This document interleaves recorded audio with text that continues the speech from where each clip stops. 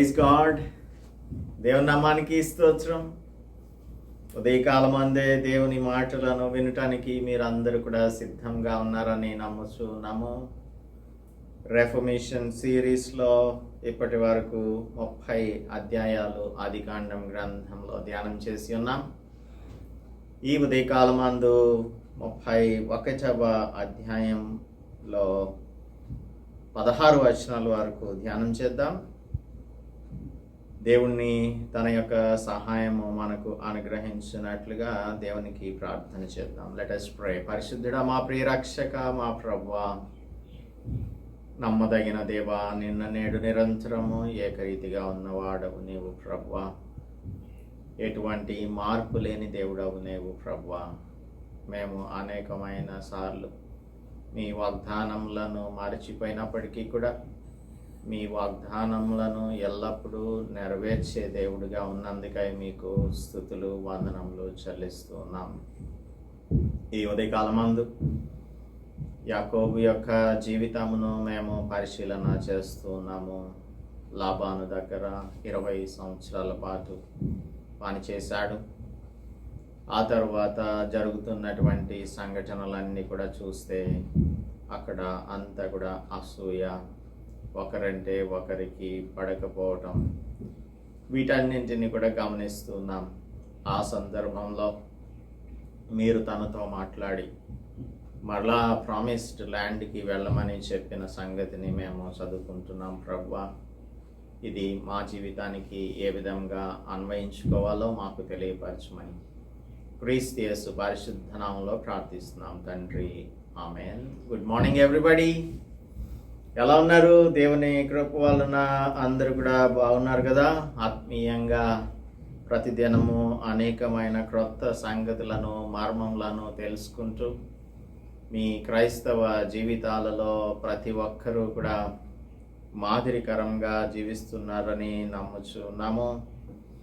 మనం ఈ లోకంలో జీవించడానికి ఒక కీ ఏంటి అంటే, మనం నిర్మలమైన మనస్సాక్షి కలిగిన వారంగా జీవించాలి అని అపోస్తలుడు పీటర్ చెప్తూ ఉన్నాడు. 3వ అధ్యాయం 15వ వచనంలో, నిర్మలమైన మనస్సాక్షి గలవారై మీలో ఉన్న నిరీక్షణను గూర్చి మిమ్మును హేతువు అడుగు ప్రతివానికిని సాత్వికముతోనూ భయంతోనూ సమాధానం చెప్పుటకు ఎల్లప్పుడూ సిద్ధంగా ఉండి మీ హృదయములయందు క్రీస్తును ప్రభువుగా ప్రతిష్ఠించుడి.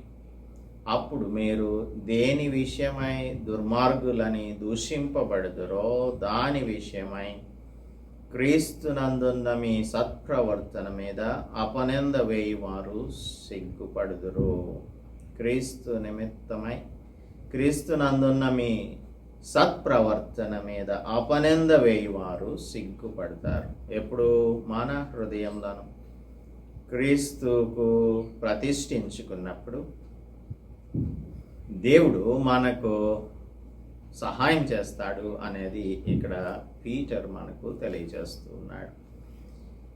లాస్ట్ చాప్టర్లో 30th చాప్టర్లో అంతా కూడా అసూయ, తర్వాత కలహము, ఇవన్నీ కూడా కనిపిస్తూ ఉన్నాయి. ఒకరంటే ఒకరికి అసూయ కలుగుతుంది. లాబాన్ అంటే యాకోబు నాకు అసూయగా ఉంది, యాకోబు అంటే లాబానుకు అసూయగా ఉంది.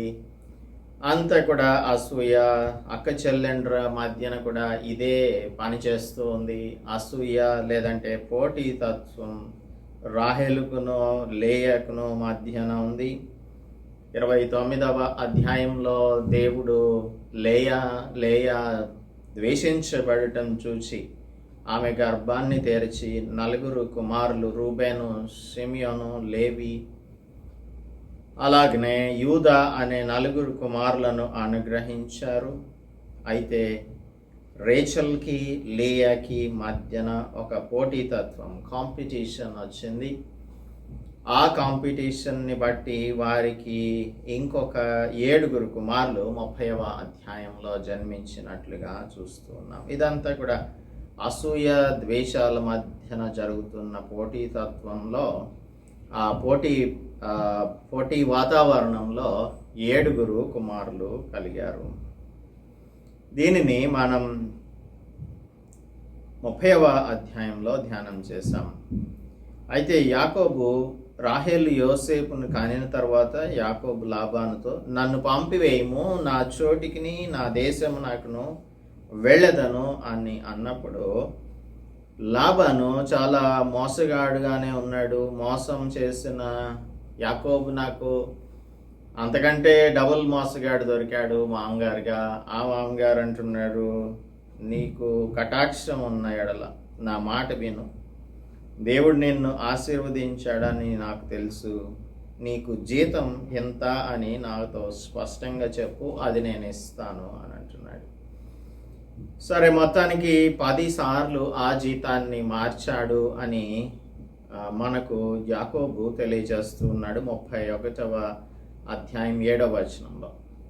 మీ తండ్రి నన్ను మోసపిచ్చి 10 సార్లు నా జీతం మార్చాను అని అంటున్నాడు. 10 సార్లు అంటే ఆ దినాలలో అనేకమైన సార్లు అని అనడానికి 10 సార్లు మార్చాడు అని ఒక ఊత పదంలాగా ఉపయోగిస్తూ ఉండేవాడు. అనగా చాలాసార్లు తన యొక్క జీతాన్ని మార్చాడు అని అంటున్నాడు. 31వ అధ్యాయంలో లాబాను కుమారులు ఏం చేస్తున్నారంటే, మన తండ్రికి కలిగినది యావత్తు యాకోబు తీసేసుకున్నాడు, మన తండ్రికి కలిగిన దాని వలన ఈ యావదాస్తి సంపాదించాడు అని చెప్పుకుంటున్నారు.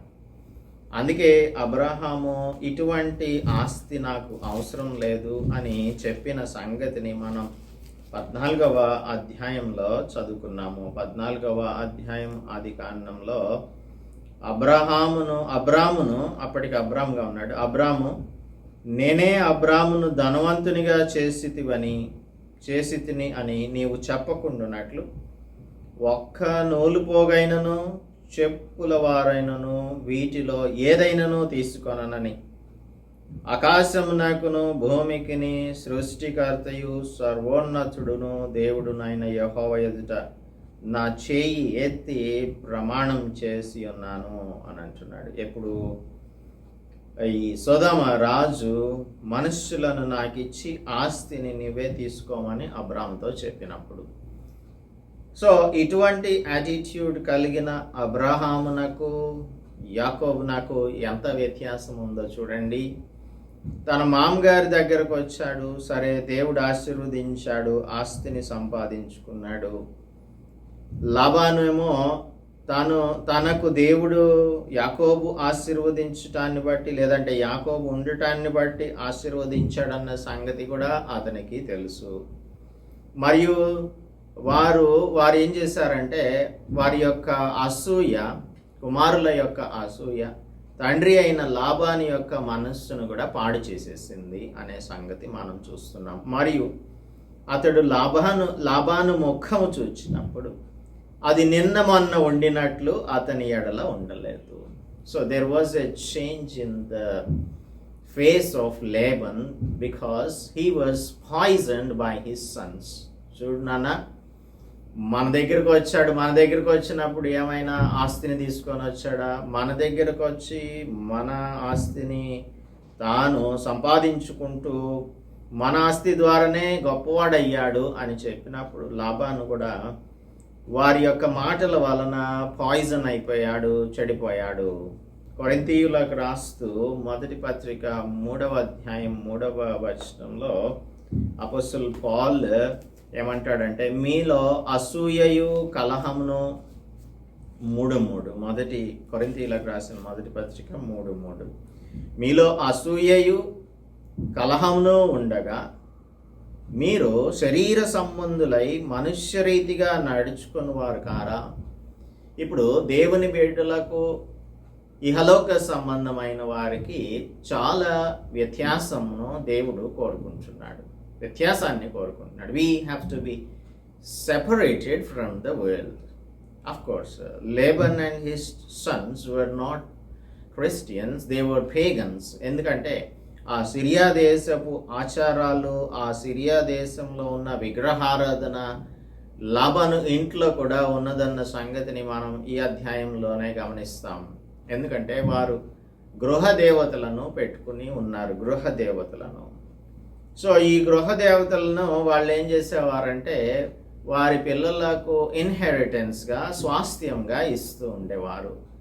whenever they distributed their properties, they used also to distribute the idols unto their children, inheritance గా. సో ఇటువంటి వారు, ఈ లోకంలో ఉన్నటువంటి వారు ఇలా ఉండడం అనేది చాలా వరకు సర్వసాధారణంగానే మనం గమనిస్తాము. అయితే అసూయ, కలహం అనేది శరీర సంబంధమైన మనుష్యులలో మాత్రమే ఉంటుంది. ఆత్మ సంబంధమైన మనుష్యులలో ఏమాత్రం ఉండదు. క్రీస్తు రక్తం చేత కడుగబడిన వారిలో అసూయ, కలహం ఉంది అంటే వారు దేవుని మార్గంలో నడవట్లేదు, ఆత్మ సంబంధంగా జీవించుటలేదు, శరీర సంబంధంగానే జీవిస్తున్నారు అని అపోస్తలుడు పౌలు అంటూ ఉన్నాడు, జ్ఞాపకం చేస్తూ ఉన్నాడు. మీరు మనుష్య రీతిగా నడుచుకొని వారు కారా అంటే he is posing A question to the Corinthians. ఈ ఉదయకాలం మందు దేవుడు మనకు కూడా ఈ ప్రశ్న నేస్తున్నాడు. మీలో అసూయ, కలహం ఉంటే మీరు శరీర సంబంధమైన జీవితాన్ని జీవించువారే కదా, మీరు ఆత్మ సంబంధమైన జీవితాన్ని జీవించేవారు ఎలా అవుతారు? So it is very clear that if we have envy and jealousy in us, మనలో అసూయ, కలహ బుద్ధి ఉన్నట్లయితే మనం దేవుని సంబంధమైన వారం ఏమాత్రం కూడా కానే కాదు. మరి మనం ఎలా ఉండాలి అంటే మనం ప్రత్యేకంగా ఉండాలి. ఇవేవి కూడా మన దారిలోనికి చేరకుండా ఉండాలి. యాకోబు రాస్తూ 3వ అధ్యాయంలో, యాకోబు పత్రిక 3వ అధ్యాయంలో 16వ వచనం అంటాడు. 16వ వచనంలో, ఏలయనగా మత్సరమును వివాదమును ఎక్కడ ఉండునో అక్కడ అల్లరియు ప్రతి నీచ కార్యమును ఉండును. ఏలయనగా మత్సరము, వివాదము, ఒక డిస్ప్యూట్ వచ్చింది ఇక్కడ. ఆ డిస్ప్యూట్ ఏంటంటే లాబాను కుమారులు యాకోబు మీద ఒక నింద మోపుతున్నారు. ఆ నింద ఏంటంటే మా తండ్రి ఆస్తి వలన నీవు గొప్పవాడవయ్యావు అని. అప్పుడు మనం ఏం చెయ్యాలి? క్రైస్తవులంగా యాకోబు పొజిషన్లో మనం ఉంటే, అవును మాకు లాబాను ఆస్తిలో చిల్లిగా కూడా మాకు అవసరం లేదు, వీ డోంట్ వాంట్ ఎనీథింగ్. ఇప్పుడు ఈ ప్రాపర్టీస్ దగ్గరకు వచ్చేసరికి మనుషులు చాలా నీచమైన రీతిలో ప్రవర్తిస్తూ ఉంటారు. అన్నదమ్ములని, అక్క చెల్లెండ్రని, బంధుమిత్రులని, ఇరుగు పొరుగు అని ఏమాత్రం కూడా ఉండదు. ఒక అడుగు లేదంటే ఒక బెత్తడి స్థలం కోసం ఎన్నో వివాదాలు జరిగిపోతూ ఉంటాయి. సో ఇటువంటి భయంకరమైన లోకంలో మనం జీవిస్తూ ఉన్నాం. క్రైస్తవులం అని చెప్పుకుంటాం, నీచంగా ప్రవర్తిస్తూ ఉంటాం.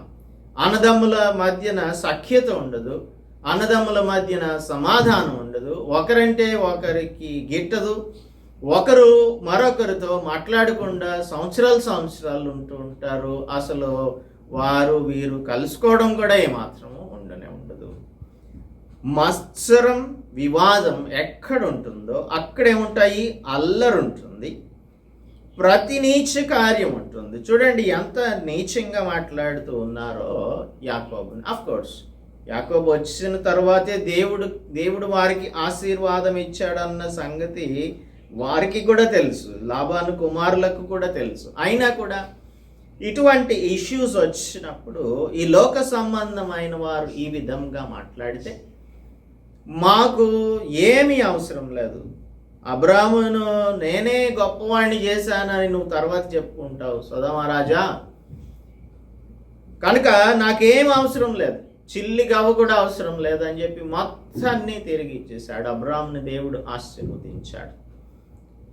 జేకబ్ కూడా అలాగే చేసి ఉండాల్సింది, మనకు రోల్ మోడల్ లాగా ఉండేవాడు. అయితే మనం ఇప్పుడేం ఆలస్యం అయిపోలేదు. జేకబ్ చేసిన తప్పిదాన్ని మన జీవితంలో చేయకుండా, ఒకవేళ ఇది నాది, ఇది నా ఆస్తి అని ఎవరన్నా అంటే దాన్ని ఇచ్చేయడం మంచిది. ఇచ్చేద్దాం, దేవుడు మనల్ని ఆశీర్వదిస్తాడు. ఈ ఆస్తుపాస్తులన్నీ కూడా ఈ లోకంలో జీవించుచున్నంత వారికే మనకు అవసరం, కానీ ఈ లోకయాత్ర ముగించిన తర్వాత మనం ఏమి పట్టుకొని వెళ్తాము? ఏం పట్టుకొని వెళ్దాం? వట్టి చేతులతో మనం వెళ్ళాలి, ఎంటీ హ్యాండెడ్గా మనం వెళ్ళాల్సి ఉంటుంది. సో ఇవన్నీ కూడా ఈ హలోక సంబంధమైనవి కనుక, ఈ లోకంలో విడిచిపెట్టి వెళ్ళిపోవాల్సినవి కనుక మనం వాటి మీద దృష్టిని ఉంచకుండా మన మనస్సాక్షిని కాపాడుకునే వారంగా ఉండాలి అని యాకోబు చెప్పిన రీతిలో ఈ ఉదయకాలమందు దేవుడు మనలను హెచ్చరిస్తూ ఉన్నాడు. యాకోబు పత్రికలో చదువుకున్న రీతిలో. సో మనల్ని దేవుడు he wants us to deliver from envy. He wants us to deliver from envy. తీతుకు రాస్తూ అపోస్తలుడు పౌలు 3వ అధ్యాయం 3వ వచనంలో ఏం చెప్తున్నాడో ఒకసారి చదువుకుందాం. 3:3లో, ఎందుకనగా మనం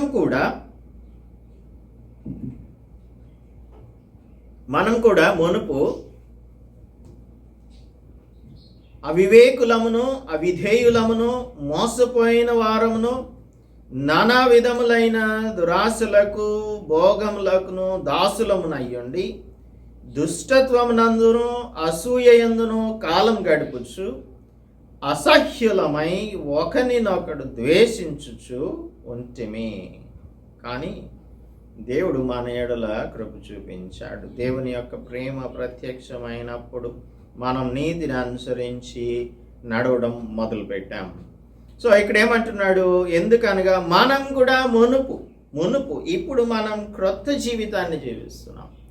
క్రీస్తు ప్రభు యొక్క జీవితాన్ని జీవిస్తున్నాం. మునుపు అవివేకులం, ఇప్పుడు వివేకులం. మునుపు అవిధేయులం, ఇప్పుడు విధేయులం. మునుపు మోసపోయిన వారం, సాతాను యొక్క మోసంలో మనం చిక్కుకున్న వారం, నానా విధములైన దురాశలకు భోగములకు దాసులముగా ఉండిన వారం. ఇప్పుడైతే మనం ఇటువంటి దురాశలకు లోనయ్యే వారం కాదు, భోగములకు దాసులంగా ఉండేవారము కాదు.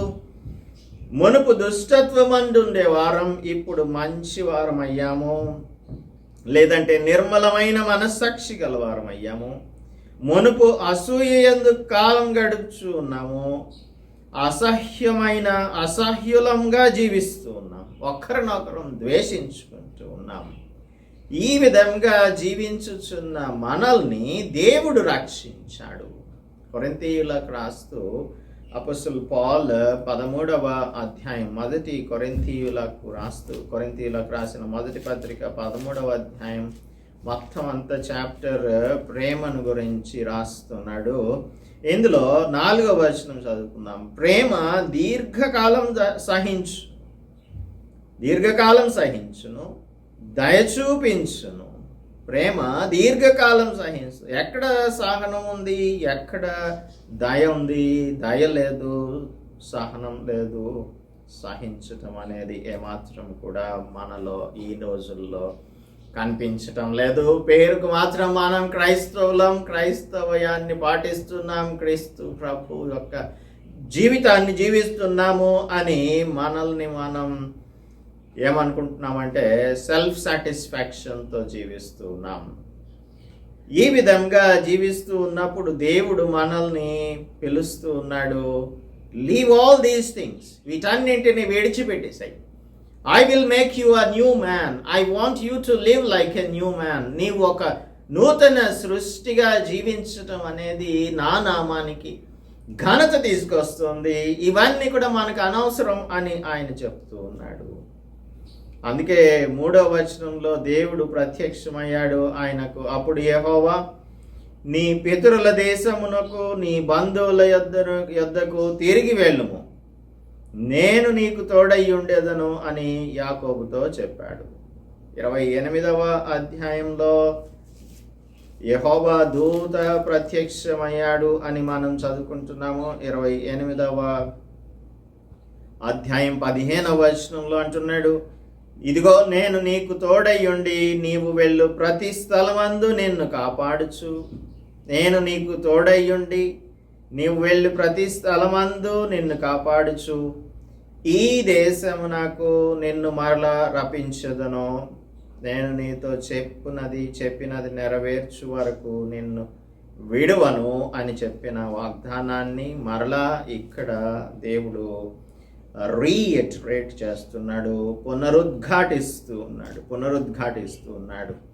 నీవు నీ పితరుల దేశమునకు, నీ బంధువుల యొద్దకు తిరిగి వెళ్ళు, నేను నీకు తోడై ఉందును అని యాకోబుతో చెప్తున్నాడు.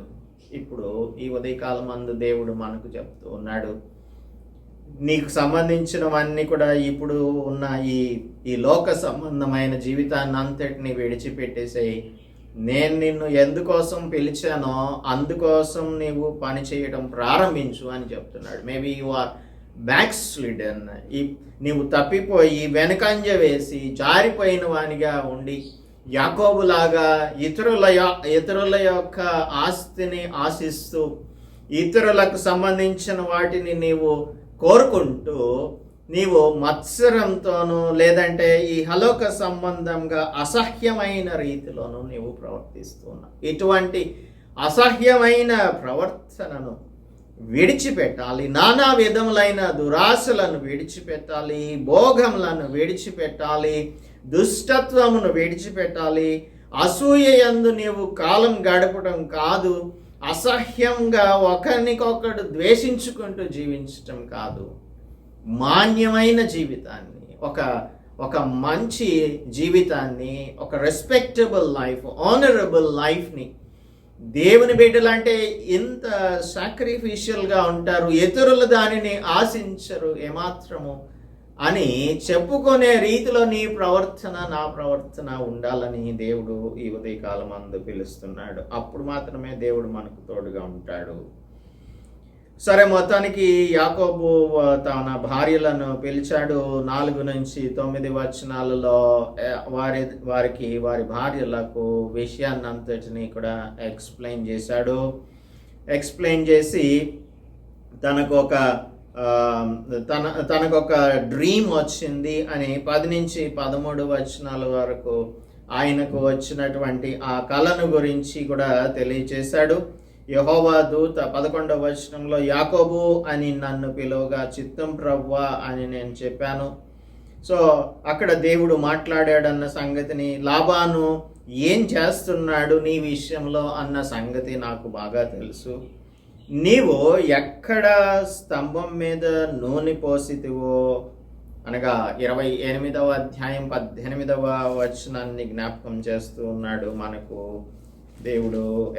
నాకు తెల్లవారినప్పుడు యాకోబు లేచి తాను తలగడగా చేసుకొనిన రాయి తీసి దానిని స్తంభంగా నిలిపి దాని కోన మీద నూనె పోసెను, మరియు అతడు ఆ స్థలం నాకు బేతేల్ అని పేరు పెట్టాడు. ఇక్కడ దేవుడు అదే చెప్తున్నాడు. యెహోవా దూత అనగా యేసు ప్రభు, ప్రీ ఇన్కార్నేట్ క్రైస్ట్, యాకోబు అని పిలువగా చిత్తం ప్రభువా అన్నాడు. అప్పుడు ఆయన కన్నులెత్తి చూడు అని మాట్లాడిన తర్వాత 13వ వచనంలో నీవెక్కడ స్తంభం మీద నూనె పోసితివో, ఎక్కడ నాకు మొక్కుబడి చేసితివో ఆ బేతేలు దేవుడను నేనే. Go back to Bethel. ఇప్పుడు నీవు లేచి ఈ దేశంలో నుండి బయలుదేరి నీవు పుట్టిన దేశము నాకు తిరిగి వెళ్ళుము అని నాతో చెప్పాడు అని తన భార్యలకు తెలియజేశాడు. రిటర్న్ టు బేథెల్ అని చెప్పాడు. ఎఫెసీ సంఘానికి జాన్ రాస్తూ ఉన్నప్పుడు రెవల్యూషన్లో 2వ అధ్యాయంలో, ప్రకటన గ్రంథం 2వ అధ్యాయంలో ఎఫెసీ సంఘంతో చెప్తూ దేవుడు అంటున్నాడు, let us see Revelation chapter 2, ప్రకటన గ్రంథం 2వ అధ్యాయం 2వ వచనం, 3వ వచనం చదువుదాం. నీవు సహనం కలిగి నా నిమిత్తం భారం భరించి అలయలేదని నేను ఎరుగుదును, అయినను మొదట నీకుండిన ప్రేమను నీవు వదిలితివి. ఈ ఉదయకాలమందు దేవుడు నీతో చెప్తూ ఉన్నాడు, మనతో చెప్తూ ఉన్నాడు, నీవు మొదట అన్నదమ్ములతో, అక్క చెల్లెండ్రులతో, బంధుమిత్రులతో బాగానే ఉన్నావు, ప్రేమ కలిగి ఉన్నావు, అయితే ఆ మొదటి ప్రేమను విడిచిపెట్టేశావు అని దేవుడు నీ మీద, నా మీద నేరం మోపుతున్నాడు. ఇప్పుడు నీవు చేయాల్సింది ఏంటంటే, నీవు ఏ స్థితిలో నుండి పడితివో అది జ్ఞాపకం చేసుకొని మారు మనసు పొంది మొదటి క్రియలను చేయము అని చెప్పాడు. Do the things you did in the beginning. కాబట్టి నీవు ఒకవేళ సమాధానంతో లేకపోతే, అసూయతో జీవిస్తూ ఉంటే, సరి అయిన సంబంధాలు లేకుండా, కుటుంబంలో ఐక్యత లేకుండా ఉన్నట్టయితే, ఈరోజు ఇప్పుడు దేవుడు నిన్ను హెచ్చరిస్తున్నాడు. Return to your family, go back to your family and do whatever I say. నేను చెప్పిన దానిని నీవు చెయ్యి, మొదటి క్రియలు చెయ్యి అని చెప్తున్నాడు. So God who promised Jacob in chapter 28, 28వ అధ్యాయానికి ఇప్పుడు మాట్లాడుచున్న ఈ వర్స్ దగ్గరకు, అనగా 31, 10, 11 వచనాలలో మాట్లాడుతున్నాడే, దీనికి మధ్యన 20 సంవత్సరాల గ్యాప్ ఉంది. 20 years ఆఫ్ గ్యాప్. దేవుడు నిన్న నేడు నిరంతరం ఏకరీతిగా ఉన్న దేవుడు. ఆయన మార్పు లేని దేవుడు. ఆయన ఏ విధంగా నిన్న ఉన్నాడో ఈ రోజు కూడా అలాగనే ఉన్నాడు. మనం మారిపోయాం కానీ దేవుడు మాత్రం మారిపోనటువంటి వాడు. ఆయన ప్రేమ ఎన్నడూ కూడా మారదు. He is the self same God. ఆయన అభిన్నమైన వ్యక్తి కాదు. ఆయన ఏదైతే అయి ఉన్నాడో అదే ఈరోజు కూడా అయి ఉన్నాడు. He has not changed. ఆ రోజు నేను నీకు వాగ్దానం చేశాను, ఈ రోజు నేను నీకు వాగ్దానం చేస్తున్నాను. కానీ నువ్వు చేయాల్సింది ఏంటంటే, you have to go back to Bethel. ఇక్కడ ఉంటే కాదు నీవు ఆశీర్వదించబడేది. అనగా నీవు విడిచి వచ్చిన ఆ ప్రదేశానికి వెళ్ళు. నువ్వు ఎక్కడ పడిపోయావో అక్కడికి నువ్వు మరలా వెళ్ళాల్సి ఉంటుంది. ఒప్పుకొని విడిచిపెట్టాల్సి ఉంటుంది. అప్పుడు మాత్రమే నేను నిన్ను ఆశీర్వదిస్తాను. అయితే చాలాసార్లు మనకి మనుషుల యొక్క సపోర్ట్ దొరకకపోవచ్చు మనం దేవుని పనిని చేసేటప్పుడు. కానీ 14 నుంచి 16 వరకు చూస్తే రాహేలు, లేయా వీరిరువురు కూడా తమ భర్తకు గొప్ప సపోర్ట్, 100% సపోర్ట్ చేస్తున్నారు. అవును, దేవుడు నీతో చెప్పినట్టెల్లా చేయము అని అతనికి ఉత్తరం ఇచ్చారు. ఈ విధంగా తన భార్యలైన వారు తనకు సపోర్ట్ చేయటాన్ని బట్టి బలం సంపాదించుకున్నాడు. దేవుడేమో నేను నీకు తోడుగా ఉంటానని చెప్పాడు. దేవుడు చెప్పిన దానిని బట్టి తాను అక్కడి నుంచి బయలుదేరి వెళ్ళటానికి నిశ్చయించుకున్నాడు. సో ఈ ఉదయకాలమందు దేవుడు నీతో ఏం చెప్తున్నాడో దానిని నీవు చేయవలసి ఉంటుంది, యాకోబు చేసినట్టుగా. So he was leaving that place and going back to Canaan. తన తండ్రి దేశమునకు, తన బంధువుల దేశమునకు, తాను ఎక్కడ జన్మించాడో ఆ దేశానికి వెళ్ళడానికి సిద్ధమవుతూ ఉన్నాడు. సో ఈ ఉదయకాలమందు నీవెక్కడ పడిపోయావో, ఏ విషయంలో నీకు అసమాధానం ఉందో, ఏ విషయంలో నీకు అసూయ ఉందో, ఏ విషయంలో నీవు అవివేకంగా ప్రవర్తించావో, దురాశకు లోనయ్యావో, భోగములకు దాసుడవయ్యావో, దాసురాలు అయ్యావో, వాటన్నింటినీ కూడా విడిచిపెట్టేసి దేవుడు నిన్ను నిర్మలమైన మనస్సాక్షి కలిగిన వానిగా జీవించమని కోరుతూ ఉన్నాడు. సో అటువంటి నిర్మలమైన మనస్సాక్షి కలిగిన వారిగా నీవు జీవించడానికి దేవుడు ఈ ఉదయకాలమందు పిలుస్తూ ఉన్నాడు. సో నిర్మలమైన మనస్సాక్షి కలిగిన వారంగా మనం అందరితో కూడా సాత్వికంతో, భయంతో జీవించాలి అని మన హృదయములందు క్రీస్తును ప్రభువుగా ప్రతిష్ఠించుకోవాలి అని ఈ ఉదయకాలమందు దేవుడు మనకు తెలియజేస్తూ ఉన్నాడు. మన సత్ప్రవర్తన వలన మన మీద అపనింద వేసేవారు సిగ్గుపడే విధంగా మనం ప్రవర్తించుదాం. దేవుని యొక్క ఆశీర్వాదములను పొందుకుందాం. ప్రార్థించుకుందాం. పరిశుద్ధుడా, మా ప్రియ రక్షక, మా దేవ, ఈ ఉదయకాలమందు మమ్మను సత్ప్రవర్తన కలిగిన వారిగా మీరు చేయాలని ఆశిస్తూ ఉన్నారు. యాకోబును మరలా తిరిగి బేతేలు నాకు ఎక్కడైతే నీవు మొక్కుబడి చేసుకున్నావో అక్కడికి వెళ్ళమని చెప్తూ ఉన్నాడు. ఎఫెసీ సంఘానికి చెప్తున్న రీతిలో నీ మొదటి క్రియలను విడిచిపెట్టేశావు అని నీ మీద నేరం మోపుచు ఉన్నాను. ఎక్కడ నీవు పడిపోయావో దాని విషయమై నీవు పశ్చాత్తాపడి మరలా నీవు ఆ మొదటి క్రియలను చేయాలని బోధిస్తూ ఉన్నారు. తండ్రి, జారిపోయిన మా ప్రియులను మమ్మను మీరు జ్ఞాపకం చేసుకొని మరలా మేము లేచి సత్క్రియలు చేసే వారంగా, అసూయ, ద్వేషం, కలహంతో మేము జీవించకుండా సమస్త విషయములలో సమస్త ప్రజలతో సమాధానం కలిగిన వారంగా జీవించటం, క్రీస్తు ప్రభు యొక్క మాదిరిని మేము చూపించగలుగుటకు సహాయం దయచేయమని క్రీస్తు యేసు పరిశుద్ధ నామంలో ప్రార్థిస్తున్నాము తండ్రి. ఆమేన్. దేవుని నామానికి స్తోత్రం. అందరికీ కూడా వందనాలు. మనమందరం కూడా సత్క్రియ చేయుట ద్వారా దేవుని యొక్క నామానికి ఘనత తీసుకొచ్చే వారంగా జీవిద్దాం. అందుకు దేవుడు సహాయం చేయును గాక.